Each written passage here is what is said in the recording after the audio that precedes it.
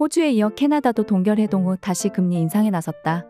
인플레이션 상승 기미를 보이자 두 나라 모두 베이비 스텝 기준금리 0.25%포인트 인상을 밟았다. 금리 인상 사이클이 종료됐다고 안심하던 찰나 각국 중앙은행이 예상 밖 금리 인상을 단행했다. 일주일 앞둔 미국 FOMC 연방공개시장위원회에서 연방준비제도 FED도 금리 인상으로 발길을 돌리는 것 아니냐는 우려가 나온다. 시장은 연준의 금리 동결을 기대했다.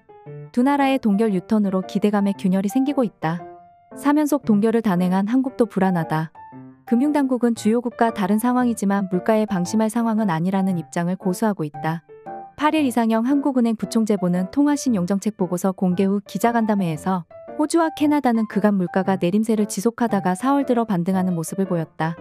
근원 물가가 계속 경직적으로 움직이면서 소비자 물가가 목표 수준에 수렴하는 데 제약이 있을 거라고 판단한 것으로 보인다라면서 우리나라가 캐나다, 호주와 같다고 볼 수는 없지만 여전히 물가 상황에 방심할 단계는 아니다라고 말했다.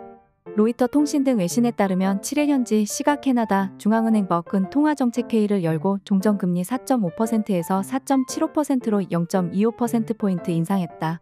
이는 지난 1월과 3월, 4월 연이은 동결 이후 금리 인상이다. 소비자 물가 상승률 4월 4.4%이 둔화하지 않고 정책 목표치인 2%를 웃돌자 다시 금리 인상 모드로 전환했다. 전날 호주 중앙은행 RBA도 베이비 스텝을 감행했다. RBA도 지난 3월과 4월 동결 이후 금리 인상으로 방향키를 돌렸다. 4월 호주 물가가 6.6%에 달하는 등 여전히 고물가를 지속했다. RBA는 종전금리 3.85%에서 4.10%로 0.25%포인트 인상했다. 필립 로우 RBA 총재는 인플레이션이 목표치로 돌아올 것이라는 자신감이 줄었다며 인내심에는 한계가 있다고 말했다. 미국의 금리 정책 결정이 얼마 남지 않은 상황 한국 시간 6월 15일 오전 3시에서 두 나라의 금리 재인상은 글로벌 투자자에게 좋지 않은 소식이다. 심지어 4월 미국의 근원 물가는 5.5%로 캐나다 4.1%보다 높은 수준이다. 대부분의 글로벌 IB는 6월 FOMC에서 연준이 금리 동결을 단행하리라 전망했다. 그러나 이틀간 호주와 캐나다 금리 인상에 시카고 상품거래소 CME 패드워치는 0.25% 인상 가능성을 30% 확률로 내다봤다. 이는 전날 21.8% 대비 약 8%포인트나 높아졌다. 불안한 주요국 금리 이슈에 금융당국은 한국과는 물가가 다른 상황임을 주지했다. 실제 한국의 소비자 물가 상승률은 완연한 하락세를 보이고 있다. 지난 1월에 이어 5월까지 5.2%, 4.8%, 4.2%, 3.7%, 3.3% 하락하며 한 번도 상승 전환하지 않았다. 문제는 가격 변동성이 큰 유가와 농산물을 제외한 근원 물가다.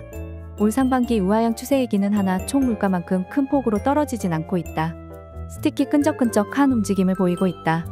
1월부터 5월까지 5%, 4.8%, 4.8%, 4.6%, 4.3% 하락폭이 급격하지는 않지만 주요국만큼 수치가 높지는 않다. 이 부총재는 4월과 5월의 소비자 물가 상승률이 예상했던 대로 둔화하고 있다고 판단했고 이에 근거해서 상황이 전개되는 모습을 지켜보는 게 적절하다고 생각해 금리 동결을 지속하고 있다면서도 다만 물가 목표 수준 2%에서 안정되기까지는 상당한 시간이 소요될 것으로 전망되며 근원 물가의 경직성을 포함해 현재의 고용 상황, 이에 따른 서비스 수요, 해외 불확실성 등 물가 전망의 불확실성은 적지 않다고 설명했다. 그러면서 연준 통화정책과 관련해서는 6월 인상 가능성도 있지만 7월 가능성도 전망되는 상황이다. 물가 상황은 불확실성이 높기 때문에 영향을 주는 요인들을 미리 점검할 계획이다라며 국내 금융 안정 상황을 비롯해 미 연준의 통화 정책 등을 살피며 추가 인상 필요성을 판단해 나갈 것이다라고 말했다.